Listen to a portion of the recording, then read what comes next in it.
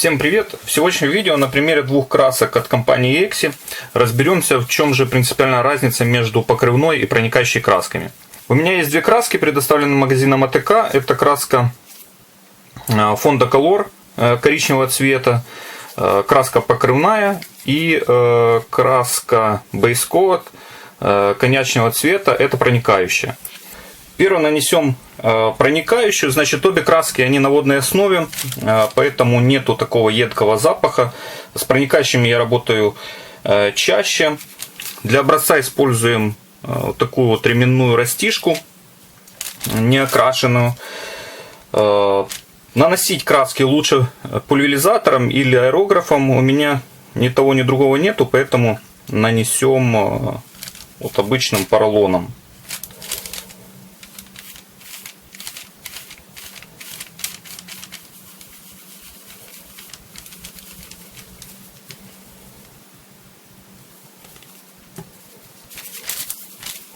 Можно увидеть,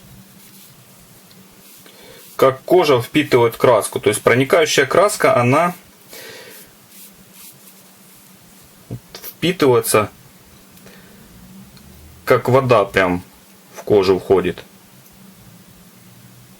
Можно это видеть.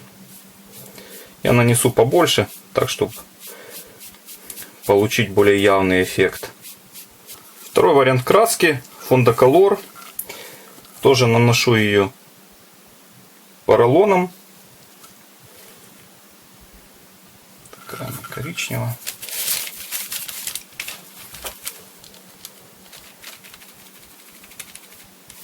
Эту краску можно наносить, в принципе, такими вот движениями, но она не впитывается, как вот можно видеть, размазывается. Из-за этого лучше ее вот так вот промакивать, чтобы получить более равномерное окрашивание, более плотный цвет, и чтобы не было никаких у нас там пробелов, к примеру. Образец подсох, и теперь можно сделать какие-то выводы, проанализировать получившийся результат. Значит, первое и, на мой взгляд, такое, наверное, основное отличие этих красок в том, что проникающая краска, она окрашивает нашу кожу, но при этом не создает никакое покрытие на самой лицевой поверхности кожи. То есть она остается в натуральном виде. Как бы краска просто окрашивает. Покрывная же, она осталась на поверхности кожи. Выходит такой слой краски.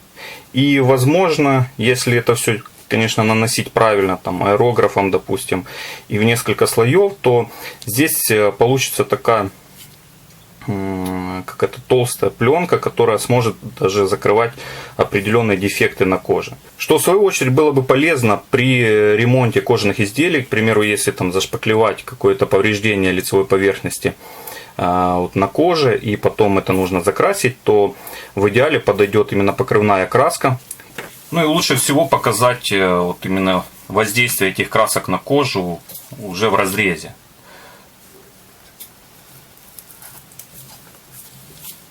Я поделю пополам окрашенные участки.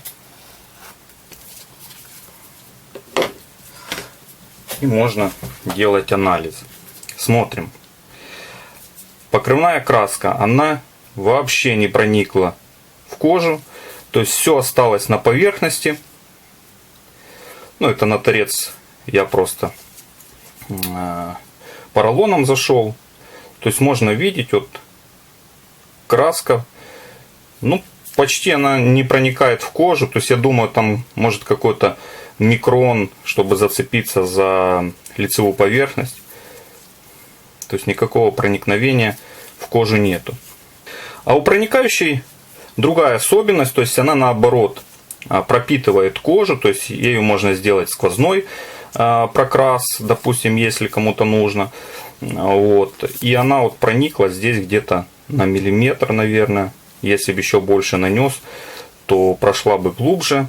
То есть получается, чем больше нанесли, тем глубже она проникла, и получается более насыщенный такой цвет.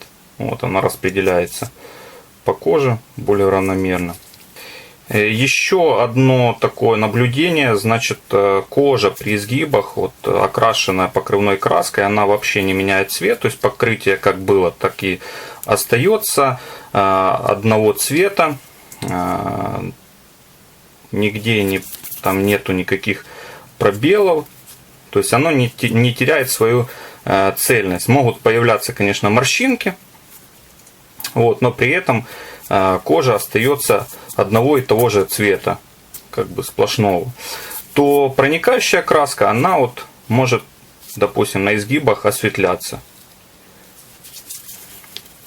И такого вот равномерного покрытия, допустим, как покрывной, добиться сложно.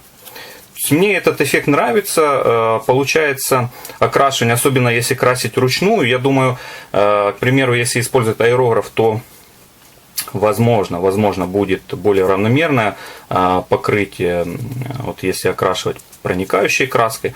Но все равно сама поверхность кожи, она не идеальная, поэтому в любом случае будут какие-то вот участки, которые окрасились там темнее, которые светлее, то есть будет окрашивание неравномерное. Этот эффект мне нравится, потому что это более как бы натурально, поверхность кожи сохраняется вот в таком натуральном виде, и это больше как бы присуще вот именно, не знаю, ручной работе. То есть мне такие изделия более близки, и я постоянно пользуюсь именно проникающей краской. Если, конечно, поверхность кожи подходит, то есть есть еще кожи с разными загрязнениями, которые окрасить такой краской очень сложно, остаются пятна. Вот. Если же, допустим, вам нужно покрытие вот такое идеальное, сплошное, чтобы был один цвет, который не менялся, не было никаких пятен, оттенков, то, естественно, лучше использовать покрывную краску. Но мы должны понимать, что если у нас повреждается покрытие покрывной краски, то будет, допустим, белая,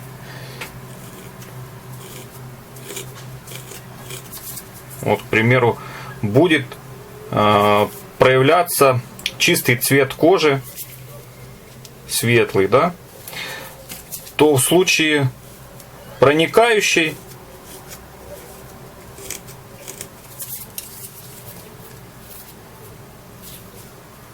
этого ничего не произойдет. То есть царапина, она будет вот окрашена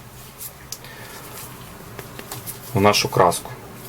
Выделить какой-то один вариант и сказать, что эта краска лучше, это хуже, или пользоваться лучше только вот этой, было бы неправильно, потому что каждый из вариантов подойдет под определенный случай, и вы можете уже под свои задачи выбрать то, что вам больше подходит.